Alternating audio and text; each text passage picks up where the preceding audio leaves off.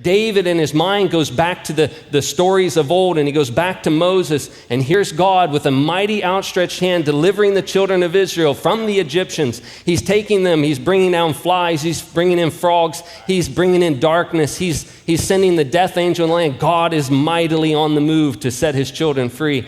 And in the process of them coming free, he brings them right up to a Red Sea. This is a shocking thing. And all of David wandering, he gets encouraged and he remembers, oh God, you haven't forsaken me. Oh God, you never forsake your people. Many times you just lead us to the Red Sea and we can't see your footsteps anymore. Where did you go? I don't know where you went, Lord, but you promised you'd be with me. And this encouraged David, and inspiration struck him. He said, you didn't leave me, Lord. You just brought me to a Red Sea and I just don't know where you're at. But he knew the footsteps were going right through that Red Sea. He couldn't see him anymore, but David had a confidence and he remembered the Lord.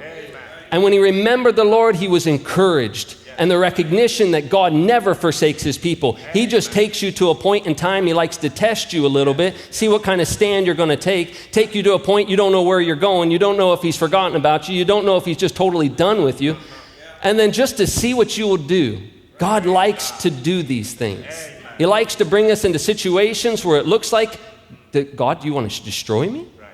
I mean, you have to think, what were the Hebrew children saying? Thank you, Lord, you brought me from here by here. Wonderful, look at all that. And then, Red Sea. Lord, did you forsake me? Lord, have you forgotten about me? No.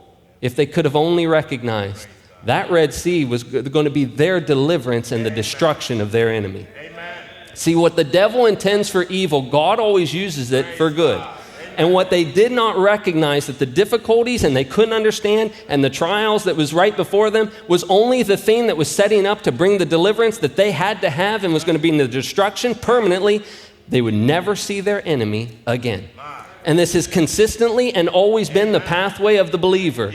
He's there with you one day and you know he's walking with you and you can see him, you can feel him, you know he's walking. It's like, Lord, it's like, oh wow, you're with me everywhere I go in every decision. And then before long, you're just wonderful, it's fantastic. And then, Lord, where did you go? Did you lead me into a trap? Did you lead me into something you want me to be destroyed? No.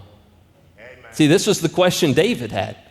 David was really curious, but the Spirit of the Lord came upon him. Inspiration struck and he said, no, I remember. I've seen this before.